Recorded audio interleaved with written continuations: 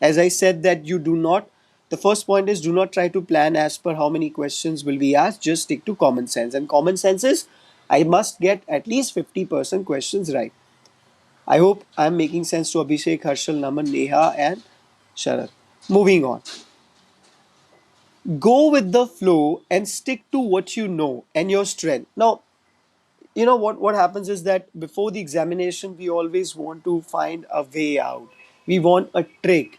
We want a magical trick, a gimmick, a way to get the good marks or to get somehow few questions right so that I get a great score.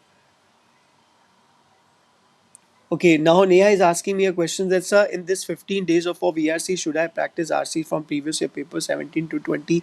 Absolutely right, Neha. Yes, you must do that. But Neha, I tell you one simple fact, rather than attempting questions from previous year, the best way to revise is, and if you have studied, first of all, guys, at Vision MBA, we do not do that. Get 90 percentile in 1 month, get 90 percentile in 10 days. That stupidity, that foolishness, we don't do at Vision MBA. My job is to teach you, but my job is to tell you the facts. My job is not to fool you. I am not a salesman. I am not a politician to give you false promises and get votes or get the admission done. No, if you have studied till now little bit, or maybe you are someone who reads regularly, then you'll be able to get few questions right. So if you have studied, you must be having your rough notes. I'm giving you a best way what you must do in last 15 days, and it is for everyone.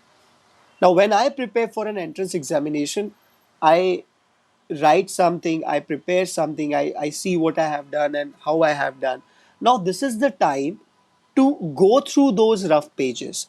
This is the time to ask yourself that what you did wrong, what you did right, where you got stuck, why you got stuck. Now, of course, the question is not that where you got stuck. Of course, you know where you got stuck. The question you must ask to yourself that why you got stuck. What you must do so that you shouldn't be repeating those mistakes. Doing a mistake, committing an error is absolutely fine. That's the reason we are known as humans or students. But then if you keep on repeating those errors, then it's a mistake. Okay, so last 15 days, if you want to attempt mocks, you can do that, but I suggest that keep your head calm, cool, and rather than attempting questions, you see what answers are there, how it is there. Yes, you can do that. So this is what my suggestion to you is: go through your previous rough notes. Okay, and know your strength, guys. Okay, for example, my strength is that I score good in odd one out. Maybe I'm not good in parajumble. I'm just giving you an example, but that doesn't mean that I'm going to leave parajumble. I'm going to do parajumble also, but I will make sure that I get maximum in odd one out. Maybe few passages I get done. I have also seen people on YouTube, they are suggesting how to find out which passage is easy. Sometimes I wonder these guys will say and do anything to get views. Are you kidding me? If you are a student who think that, okay, let me show you an example, okay?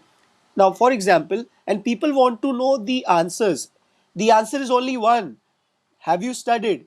Let's say if there are four passages asked, passage 1, passage 2, passage 3, passage 4, and you got 40 minutes. I'm just giving you an example, okay?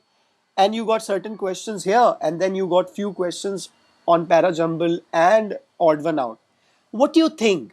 Are you going to waste your time to know, okay, parajumble one, paragraph 1 is easy, so I'm going to do that. Paragraph 2 is difficult, I won't do that. Paragraph 3 is easy, I will do that.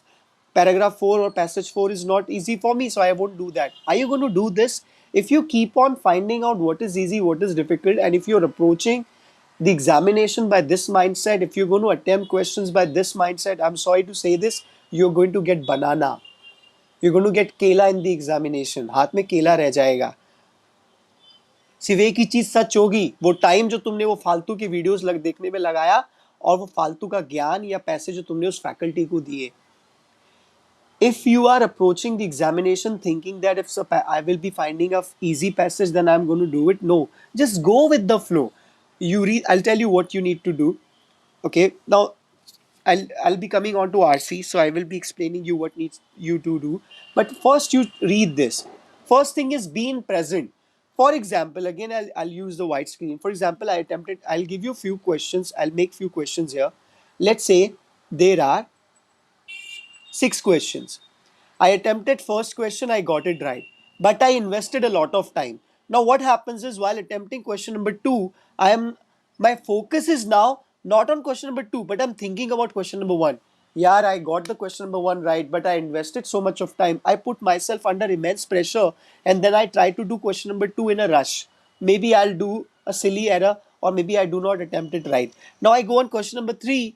I'll not think about question number 3 of 3, but I'll think about first and 2, or maybe I'll start assuming about question number 4.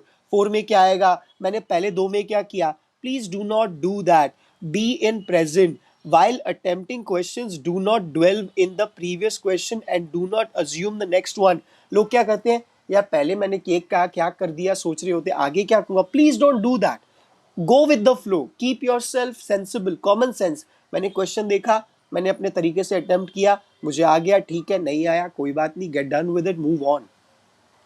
Do not think about it. अगर मैं question number 4 कर रहा हूं तो मैं 4 के बारे में ही सोचूंगा. I will be only paying attention to question number 4. I won't be thinking about question number 3. I won't be assuming about question number 5 कि क्या आएगा. Please do not do that. Just think and attempt the present question.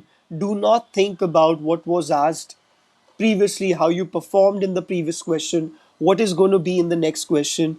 Please do not do that. Okay, I will be sharing these slides with you if you guys want it. No magical trick or gimmick can help you to score good, but the concepts and common sense. Guys, I know you already know this, that there is no magical trick, there is no chamatkar that can help you to get a great score. But only one thing, कि यार मेरे concept सही होने चाहिए, मेरे common sense बराबर होनी चाहिए. You guys know this. But knowing these things, still you do these errors, still you believe in those magical tricks because you are trying to find an alternative of studying. मैंने बस पढ़ाई नहीं करनी, बस मुझे बस वो नहीं करना. क्यों? क्योंकि वो बोरिंग है, वो मुझे बहुत डिफिकल्ट लगता है, बहुत टाइम कंज्यूमिंग है, उसके लिए बहुत मेहनत करनी पड़ती है, सर में दर्द है. यार छोड़ो ना यार, कोई जुगाड़ बता दो. हाँ, सर ने बता दी ये ट्रिक, मैं ये लगा दूंगा. भाई अगर सर की ट्रिक लगा के अगर 4-5 मार्क बढ़ भी गए तो वो ट्रिक की जरूरत उसको पड़ती है जिसने पढ़ाई नहीं की. तो 20 मार्क पे भी केला और 22 मार्क पे भी केला. I hope you guys are getting my point. Maybe few marks will improve, but that increment in marks won't be sufficient enough for you to still get a good score. I hope you guys are getting my point. It doesn't matter how much you have scored if your score is not good enough for you to secure admission. अगर मेरे 99 percentile भी आते हैं लेकिन मुझे अगर admission नहीं मिलता किसी अच्छे कॉलेज में, मैं अचार डालूंगा उस 99 परसेंटाइल का. क्या करूंगा मैं? 99 परसेंटाइल होल्डर कर क्या रहा है? नहीं, वो मैंने एमबीए नहीं किया. अरे ठीक है, नहीं करना बात अलग है, लेकिन क्यों नहीं किया? I hope you guys are getting it. There is no magical trick और gimmick can help you to score good, but the concepts and common sense. और मेरी ये बात तुम्हें एग्जाम के बाद याद आएगी. आई होप अच्छे तरीके से याद आए.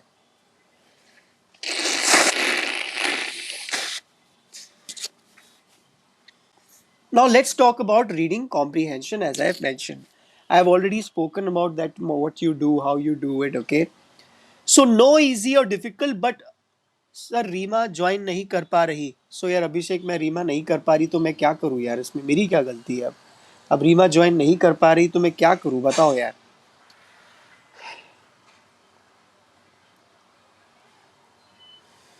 लॉबी में है, ठीक है, डाल दिया. No easy or difficult, but what you good at and prepared for can only help. Now, please understand that no easy or difficult, but what you good at and prepared for can only help. Please understand this thing, guys, कि कोई भी easy question या difficult question नहीं होता. What you are good at, what you are prepared for, you can only attempt it. Okay. एक यहाँ पे एक सिंपल सा एक फंडा बताता हूँ. I'll tell you a simple example. Let's say examiner is giving you a passage 1 2 3 4 5 6 1 2 3 4 5 and 6 passages दिए हुए. I'm just giving an example. Okay. कई लोग बोल रहे होते हैं पता करो इजी कौन सा है, डिफिकल्ट कौन सा है, फलाना ढमकाना. वो नहीं होता. I'll tell you the way how you do it. Of course, I have already explained you everything 100 times. 100 times I have explained you many questions we have done it. People were saying quant नहीं हो रहा, DILR, तो मैंने भर भर भर के quant और DILR दे दिया. Anyway, so guys, please go with the sense and go with the flow. And what we were, no easy difficult, कोई भी difficult easy passage नहीं होता. You just simply go with the flow and what you're prepared for. Please do not deviate yourself from doing the basics right. Now what are the basics? These are two things I want you to do. The basic is, this is the first point, read the questions first. Now हमेशा मैंने ये बात तुम्हें बोली है, I really don't know how many people are doing it, and if they are doing it it's good, if they are not they will be asking this question to themselves कि क्या हुआ. फॉर एग्जाम्पल, अगर मुझे passage जो है, for example if the passage is on Pepsi, I am just giving you an example, Pepsi के ऊपर मुझे पैसेज, ऑफ कोर्स मेरे क्वेश्चन पेप्सी के ऊपर ही होंगे. So why I'm asking you to read the questions first? Because once you read the questions, not only you understand and you get to know what the passage is about, कि passage किस चीज़ पे है, passage किस चीज़ पे, ये पता तो मुझे चलता ही है कि passage मेरा पेप्सी के ऊपर है, प्लस मुझे ये भी पता चलता है कि पूछा क्या हुआ है. You guys have stopped doing one thing and that is thinking. लोगों ने सोचना बंद कर दिया है, लोगों ने सोचना बंद कर दिया है. फॉर एग्जाम्पल, कई सारे ऐसे स्टूडेंट्स हैं जो पढ़ते पढ़ते कुछ अलग करने लग जाते हैं, पढ़ते पढ़ते वो अचानक से कोई पार्ट टाइम जॉब ज्वाइन कर लेते हैं, या पढ़ते पढ़ते अचानक से उनको क्या सूझता है कि हाँ, अगर कोई फैमिली का इशू है तो जॉब करना सही बात है, लेकिन अगर तुम सिर्फ इसलिए जॉब कर रहे हो कि तुम्हें एक नया फ़ोन लेना था या फ्रीडम चाहिए था, वो गलत है यार. You will be earning all your life, but you should be focusing on studying, right? So what my point is that you keep on doing the right stuff, do not get deviated. So when I am asking you to read the questions, you read the questions first so that you know what the passage is about. RC के ऊपर बहुत already बहुत चर्चा हो चुकी है, but I am just saying read the questions so that you understand. Second is read the options if needed, मतलब अगर ज़रूरत है तो ऑप्शंस भी आप पढ़ सकते हो, अगर ज़रूरत है तो. अब कुछ कुछ क्वेश्चंस ऐसे रहते हैं कि what is the inference, okay, ऐसा एक क्वेश्चन रहेगा, या तो रहेगा व्हाट इज द अंडरस्टैंडिंग और what the passage is about. In questions के ऑप्शंस जो है वो आपको डायरेक्टली इनडायरेक्टली पूरे पैसेज के बारे में बता देते हैं. These are golden questions. These are the questions which will help you to understand that what kind of questions are there and you can attempt them correctly. So you need to read the passage in the end to understand but not to memorize. These three things you need to keep in mind. Pehla, read the questions first, read the options if needed, but this is the first thing. That is the second thing. When you are going to read the passage, make sure that you read to understand, not to memorize. In short, if you can find the summary of the passage, if you can say the summary, or if you can give basic idea, the concept, or the basic zeal of the paragraph, the passage, you can answer all the question. What people are doing, they are trying to memorize each and every information. That's the reason they are unable to do so. एक और बहुत बड़ा misconception है, on YouTube I have seen people saying this thing, आज हम finance वाले passage करेंगे, आज हम टेक्नोलॉजी वाले करेंगे, आज हम हिस्ट्री वाले करेंगे, आज हम बायोलॉजी वाले करेंगे. This is wrong. What do you think? CAT examination जो है वो तुम्हें जो पैसेजेस देगा वो क्या तुम्हें टॉपिक स्पेसिफिक, तुम्हें टेक्निकलिटी जानने के लिए ऊपर देख रहा है क्या? फॉर एग्जाम्पल, लेट्स से if the passage is about penguins, penguins के ऊपर है कि भाई पेंगुइन्स की पॉपुलेशन जो है बढ़ रही है, घट रही है, जो भी है. So is the passage is asking me to know, or the CAT examination is judging my technical knowledge or what penguins are? No. CAT examination is judging only one thing. क्या मुझे इंग्लिश पढ़ के passage समझ में आता है? क्या मुझे वो डेटा जो इन्फॉर्मेशन है वो समझ में आती है? पीपल आर सेइंग सर मुझे हिस्ट्री के पैसेज बोर लगते हैं, सर फाइनेंस के पैसेजेस मुझे बोर लगते हैं, सर मुझे टेक्निकल पैसेज डिफिकल्ट लगते हैं. तुम्हें बेसिक अंडरस्टैंडिंग समझनी है. कैट एग्जामिनेशन ना तुम्हारा फाइनेंस का नॉलेज जज कर रहा है, ना तुम्हारा टेक्निकल नॉलेज जज कर रहा है, ना तुम्हारा हिस्ट्री का नॉलेज जज कर रहा है. These are random topics. इन टॉपिक्स के ऊपर ऑलरेडी उन्होंने इंफॉर्मेशन दी हुई है, पैसेज में ऑलरेडी इंफॉर्मेशन दी हुई है. तुम्हें वही इंफॉर्मेशन वो क्वेश्चन में पूछ रहा है, वही इंफॉर्मेशन जो पैसेज में मेंशन्ड है वो तुम्हें क्वेश्चन में पूछ रहा है। लाइफ में सबसे इजी चीजें ही सबसे डिफिकल्ट हो जाती है। सोचने वाली बात यह है कि सबसे ज्यादा क्वेश्चन उसके आते हैं जो पैसेज पैसेज से ही आंसर होते हैं ना। लोग कहते हैं कि सर हमें आंसर ढूंढना है, आंसर कहीं से निकालना है। आरसी एक ऐसी चीज है कि जिसमें पैसेज में ही आंसर है, पैसेज में से ही आंसर आता है ना। लोग फिर भी नहीं कर पाते क्योंकि वो रट रहे हैं एंड दे आर अज्यूमिंग कि भाई मुझे टेक्निकल नॉलेज होना चाहिए। CAT examiner is not gauging कि तुम्हें पेंगुइन्स के बारे में पता है, नहीं। CAT examiner is not gauging कि तुम्हें हिस्ट्री कितनी आती है, फाइनेंस या टेक्नोलॉजी का नॉलेज कितना, नहीं। वो ये समझते हैं कि वो एक टॉपिक है सिर्फ और उसके ऊपर ऑलरेडी इंफॉर्मेशन दी हुई है। क्या तुम्हें दी हुई इंफॉर्मेशन समझ में आती है, ये कैट एग्जामिनर जज करता है। मैं हिंदी में फिर से बोलता हूँ, कैट एग्जामिनर ये जज नहीं करता कि किसी टॉपिक के ऊपर कितनी इंफॉर्मेशन है तुम्हें। वो ये जज करता है कि क्या आपको जो गिवन इंफॉर्मेशन है, क्या वो आपको पढ़ के समझ में आती है या नहीं आती। हाँ, ये एक चीज हो सकती है कि अगर मेरा इंटरेस्ट फाइनेंस में है तो मुझे वो चीज आसान लगेगी, मुझे अगर हिस्ट्री बोरिंग लगता है तो मुझे डिफिकल्ट लगेगी। लेकिन इसका मतलब ये नहीं है कि मेरे को हिस्ट्री बहुत ऐसे कुछ सवाल पूछेगा जो मुझे आते नहीं होंगे या जीके वाले, नहीं।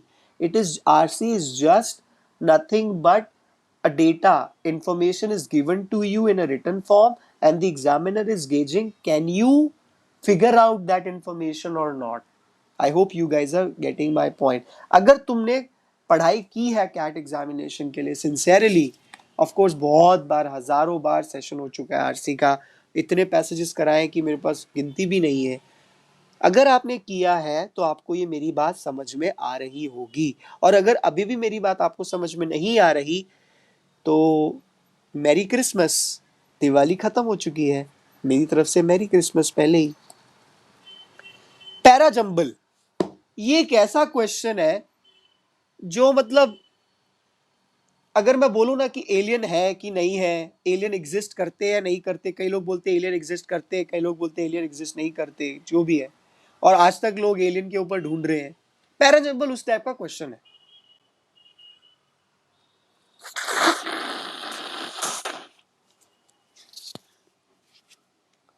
पैरा जंबल उस टाइप का क्वेश्चन है। Let's get it straight, guys, and bluntly, I'm telling you, there is no trick or strategy to answer these questions but comprehension.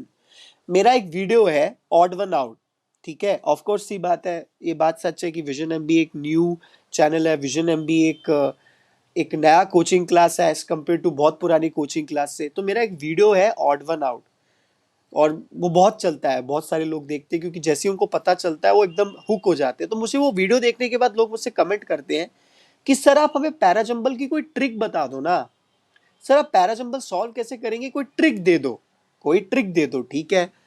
और अब बट ऑब्वियस सी बात है, स्टूडेंट कोई सवाल पूछता है तो वो जवाब एक्सपेक्ट करता है, तो फैकल्टीज जवाब भी बना के देता है कि हाँ भाई ये कर हो जाएगा।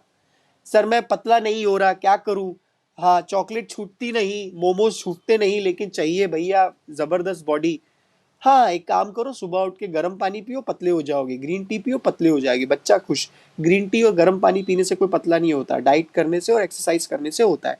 डाइट मतलब not you keep your self hungry but you eat healthy.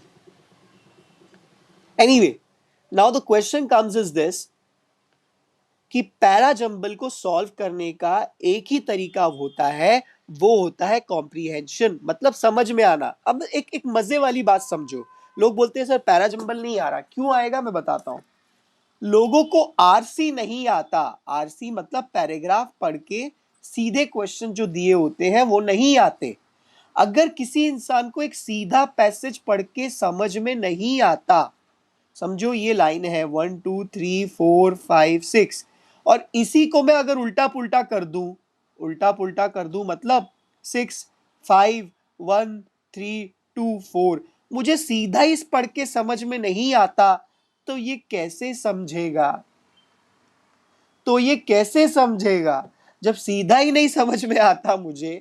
तो लोग क्या बोल रहे होते हैं, सर मैं ना आरसी स्किप कर दूंगा क्योंकि आरसी टाइम कंज्यूमिंग है, पैराजंबल की ट्रिक बता दो। और दुख की बात है कि यूट्यूब पे तुम्हें लोग भी मिल जाएंगे ये बताने के लिए। ये कॉमन सेंस है।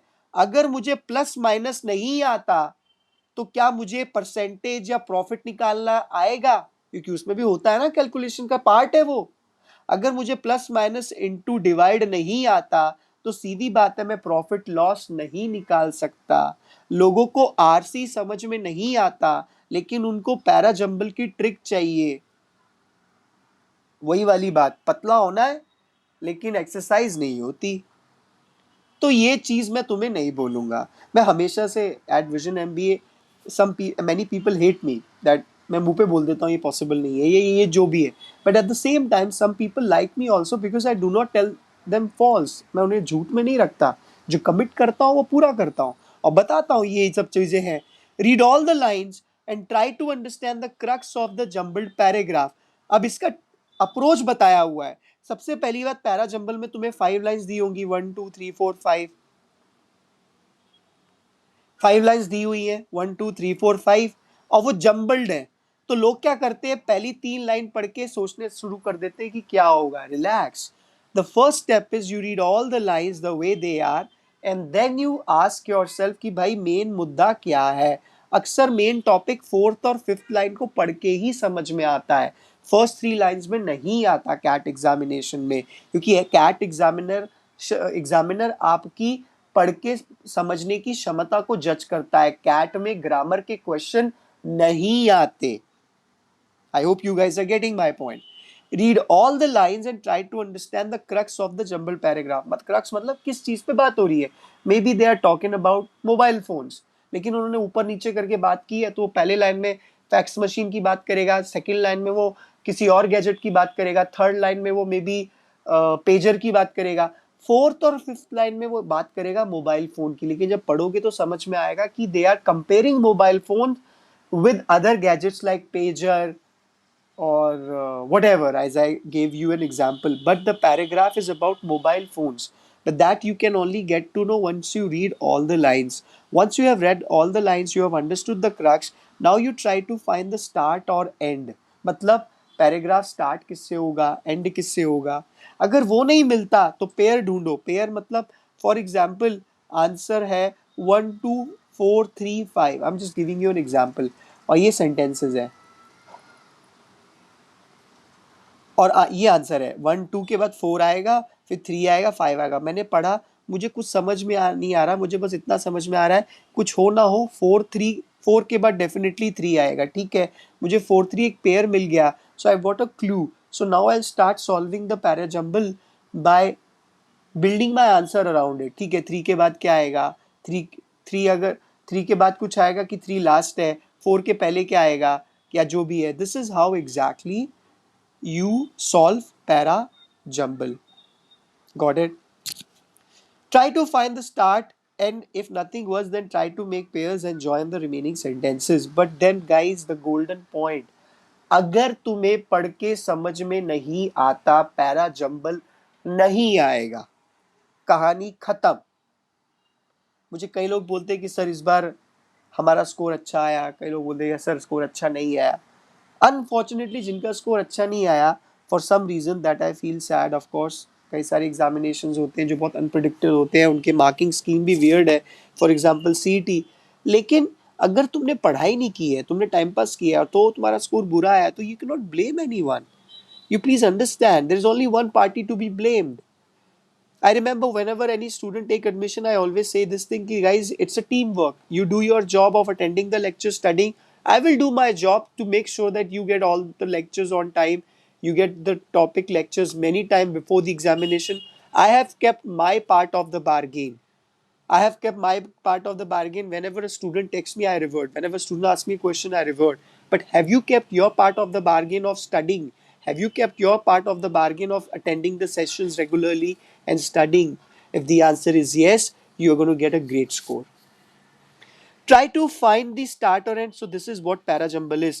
पैराजंबल में एक और चीज, अब लोग बोलते हैं सर नाउन प्रोनाउन, वो सब चीजें तब समझेंगी जब तुम्हें समझेगा कि यार क्या है। कैट का पैराजंबल तुम ट्रिक से सॉल्व नहीं कर सकते, कोई ट्रिक से सॉल्व नहीं होता। जो मर्जी पापड़ बेल लो, एक ही चीज है, क्या लाइन पढ़ के समझ में आती है, अंग्रेजी समझ में आती है। एक सिंपल सा एग्जांपल है, अगर मैं तुम्हें, लोग बोलते हैं कि सर पैराजंबल डिफिकल्ट है, चलो मैं अगर तुम्हें 5 लाइनें तुम्हारी लैंग्वेज में दे देता हूँ, हिंदी में, या मराठी में या पंजाबी में या बंगाली में या कोई साउथ इंडियन तमिल तेलुगु में, तो क्या तुम्हें कोई दिक्कत होगी उन लाइंस को अरेंज करने में? अगर मैं हिंदी में पैरा जंबल दूं या मराठी में दूं, बिकॉज आई एम इन महाराष्ट्र, तो आई टेक दीज एग्जाम्पल्स, तो क्या किसी को दिक्कत होगी? नहीं यार सर, इसके बाद तो ये सेंटेंस आएगा, ऐसे कैसे बोल सकते हैं? इंग्लिश क्या है? ये पैरा जंबल इंग्लिश में है ना, इंग्लिश की एक लैंग्वेज है। अगर तुम्हें वो आता है समझ में बिना कोई पैरा जंबल का सेशन अटेंड किया, तो इंग्लिश का क्यों नहीं आ रहा? इसलिए नहीं आ रहा क्योंकि इंग्लिश समझ में नहीं आती। और वही चीज कैट का एग्जामिनर तुम्हें जज कर रहा है, गेज कर रहा है, और अगर इंग्लिश समझ में नहीं आती तो भाई पैरा जंबल कैसे सॉल्व होगा? कैसे होगा para jumble solve? I hope you guys are getting my point. Now, I have already spoken about RC, how you do it, how you approach, and I'm keeping things simple and straight, crisp. Now I've spoken of Parajumble. सबसे easy question, और ये तुम्हारा scoring question है, and that is odd one out. इसके ऊपर YouTube video बनाया हुआ है मैंने. If you guys want, I will share the link. If you still think that तुम्हें नहीं समझ में आ रहा, सिर्फ यूट्यूब पे जाओ और टाइप करो vision F odd one out, तुम्हें मिल जाएगा. That one video will make sure that you understand everything. But anyway, this is easiest and most scoring amongst all questions types in CAT examination. CAT examination के verbal section में जितने भी type के question आते हैं verbal में, सबसे easy, सबसे scoring यही वाला question होता है. How to do it? Read all the lines before you start finding the odd sentence. Odd मतलब मुझे वो sentence ढूंढना है उन 5 lines में से जो एक पैराग्राफ का हिस्सा नहीं है. बेसिकली ये छोटा भाई है पैराजंबल का. पैराजंबल में क्या होता है, 5 लाइनें तुम्हें ऊपर नीचे करके दे देता है. ऑड वन आउट में वो तुम्हें 5 लाइनें ऊपर नीचे करके देगा, लेकिन उन 5 में से एक लाइन कहीं और से ली होगी या बना के डाली होगी. That is not the part of the paragraph. And now imagine if you are the examiner, how you will confuse the student by using matching word. Matching word पे तुम फंसते हो. लोगों को क्या लगता है कि हाँ यार स्कूल वाला फंडा. फॉर एग्जाम्पल 5 लाइनें हैं, 5 लाइनें, पांचों की पांचों लाइनें बात कर रहे हैं. फिर से मैं एग्जाम्पल देता हूँ पेप्सी के बारे में. मैं पेप्सी का, एक सेकेंड, फिर से 5 लाइनें होता, पेप्सी के लिए पी लिख देता हूँ. यहाँ पे पेप्सी है, पेप्सी है, पेप्सी है, पेप्सी है. एक जगह लिखा हुआ है कोका कोला.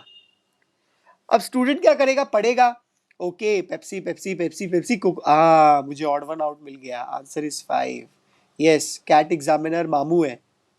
कैट एग्जामिनर तुम्हारी समझ जज कर रहा है, तुम्हारी चालाकी नहीं. कोई चालाकी नहीं चलती. अब योग क्या करते हैं, मैचिंग वर्ड में फंस जाते हैं. क्या पता this passage is about comparing Coca Cola with Pepsi. If it's a comparison of Coca-Cola with Pepsi, so of course Coca-Cola is a part of the paragraph, and some random sentence is there. Maybe they are talking about cold drinks, or maybe some chemical present in Coca-Cola which is there in also Pepsi, but some ingredient that is not in Coca-Cola but in Pepsi. तो तुम्हारा, I hope you guys are getting my point, what I'm trying to say.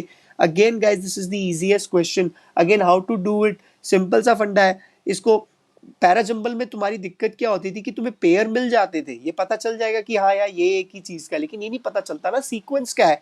ये easy क्यों है, तुम्हें सिर्फ इतना पता करना है पेयर क्या है या तो उसके अंदर का हिस्सा क्या है. सीक्वेंस तुम्हें नहीं जोड़ना, जो नहीं जुड़ रहा कहीं भी, या तुम्हें लग रहा है कुछ अलग का है, वही तुम्हारा ऑड है और वही तुम्हारा आंसर है.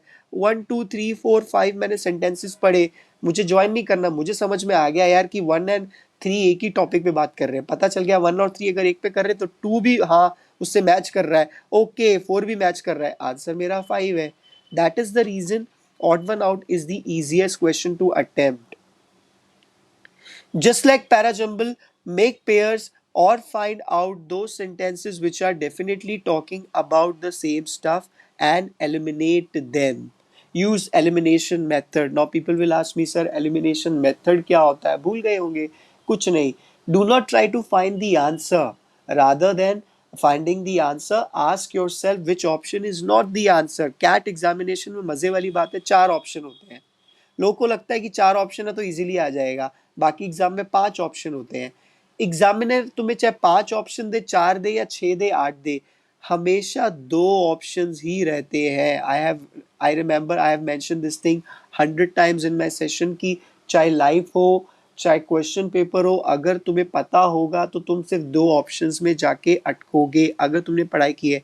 For example let's say option A, option B, option C, option D, अगर तुमने पढ़ाई की तो पता चल जाएगा. I am just giving an example.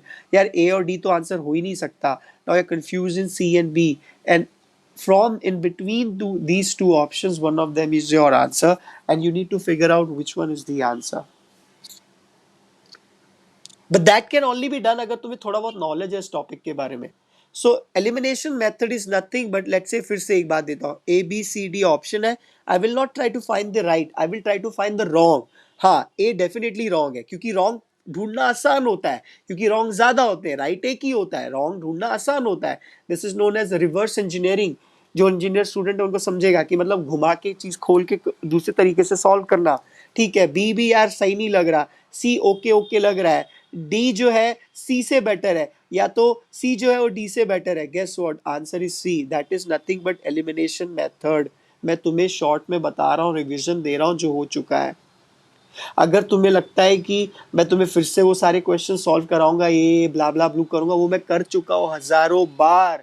एक तो एग्जामिनेशन इतना डिले हो गया है कि यार 10 बार 50 चीजें हो चुकी हैं, करा चुका हूं मैं.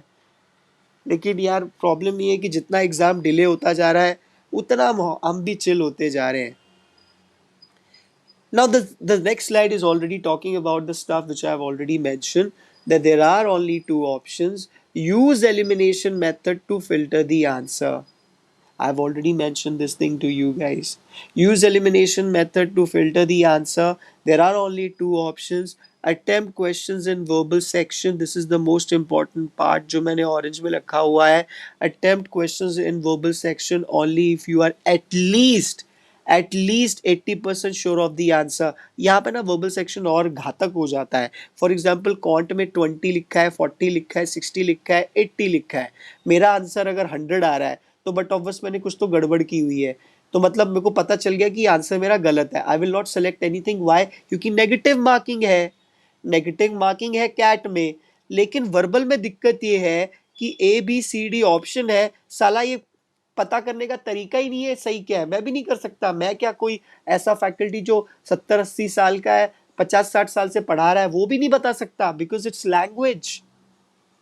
We can never be 100% sure in verbal, but yes, we need to attempt question, but yes, we need to score good, and yes, we also know that there is a negative marking. So please do not attempt a question until and unless you are 80% sure. But then this thing is applicable to those questions where negative marking is there. Negative marking मतलब जो आपके MCQ है, जिसमें आपको options दिया हुआ है, जिसमें जो टीटा क्वेश्चन है, टीटा के ऊपर लोग गाना गाते रहते हैं, टीटा टीटा टीटा कुछ नहीं है यार. TITA is nothing but type in the answer. That means you have to type in the answer. जो लोग पहली बार कैट एग्जामिनेशन दे रहे हैं उनके लिए यार ये सिंपल है. तुम्हें ऑप्शन एक ब्लैंक बॉक्स दिया रहेगा और तुम्हें उसमें आंसर टिक करना है. A B C D, A B C D जो भी ऑप्शन है, या तो वो तुम्हें सीक्वेंस देगा पैराजंबल में. अब समझो सीक्वेंस है 4 3 2 1 5, तो तुम्हें ये 4 3 2 1 5 टाइप करना है. That is nothing but type in the answer. Options are not there. The good part of these kind of questions is that you do not have negative marking. If you attempt these questions incorrectly, you do not have negative marking. Now guys, maybe this link, not maybe, definitely this link will be getting over, so I'm going to share another link with you, so we will take this session forward there, and I will also request you to keep your questions ready to ask me. Okay, so let me share another link with you. Let's take a break of 2 minutes.